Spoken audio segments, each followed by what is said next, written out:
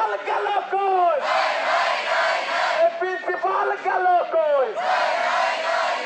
আমাদের সভাপতি আলিমা মিনুকি এবং প্রিন্সিপাল অধ্যক্ষ মোতাহার হোসেন মুকুল ইনারা পুরোটা দুর্নীতিবাস। ইনাদের নামে এমনও দুর্নীতি মানে কি দুর্নীতির অভিযোগ নেই, সব দুর্নীতির অভিযোগ আছে। গাছ চুরির থেকে শুরু করে স্কুলের টাকা মেরে খাওয়া, নিয়োগ বাণিজ্য করা এবং গাছ চুরি করা, পুকুর পত্তনে সব কিছু, এবং স্কুলের শহীদ মিনারের টাকা মেরে খাওয়া, মাঠের টাকা মেরে খাওয়া, সব কিছুর অভিযোগ আমরা জোগাড় করেছি এবং সব কিছু প্রমাণ আছে আমাদের কাছে।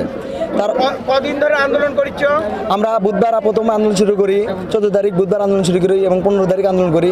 3 দিন বিরতি দেওয়ার পর আমরা সোমবার আজ কর্মসূচি ডাকি। আমাদের পরবর্তীতে আমরা যেটা চিন্তা ভাবনা করতেছি এবং ডিসিশন নিতেছি, সাধারণ শিক্ষার্থীরা আমাদের পরবর্তী কর্মসূচি আজকের মধ্যে যদি তারা পদত্যাগ না করে, আমরা অনির্দিষ্টকালের জন্য স্কুল শিক্ষা প্রতিষ্ঠান বন্ধ দেবো, আমাদের গোয়াইল স্কুল। কারণ তিনি আমাদের স্কুল থেকে শিক্ষক নিয়োগ দেওয়ার কথা বলে 1,40,00,000-এর উপরে টাকা আত্মসাৎ করছেন এবং আমাদের স্কুলে যেখানে উন্নতি হওয়ার কথা ছিল আমাদের সেখানে কোনো উন্নতি করেনি। এমনকি আমাদের যে ক্লাসে শিক্ষাদান করবে সেখানে ভালো কোনো সিস্টেম নাই। আমাদের কোনো রুমে লাইট পর্যন্ত নাই, যে বৃষ্টি বা কোনো কিছু হইলে যে লাইট জ্বালায় শিক্ষাদান করবে সেটার কোনো সিস্টেম পর্যন্ত আমাদের এখানে নাই। এমনকি আমরা যে আন্দোলনে আসবো, আমাদের আন্দোলনে আসার সময় অনেক বাধা দিছে।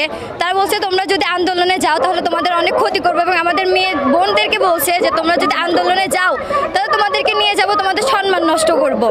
এমনকি আমাদের যারা আন্দোলনে আসছে তাদের বাসায় যে ঘুষ দেওয়ার চেষ্টা করছে, যে তোমাদের আমরা 1,000-1,500 করে দিচ্ছি, তোমরা আন্দোলনে যাইও না।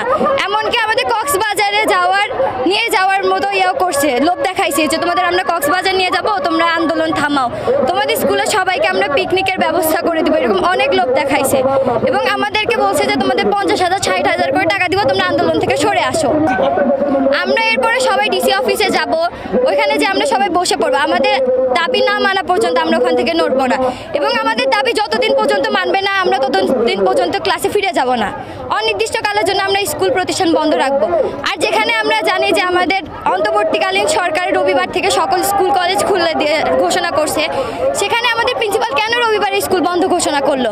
তিনি কোন অধিকারে এটা বন্ধ করে? তিনি কার কাছ থেকে অনুমতি নিয়েছেন বন্ধ করার জন্য?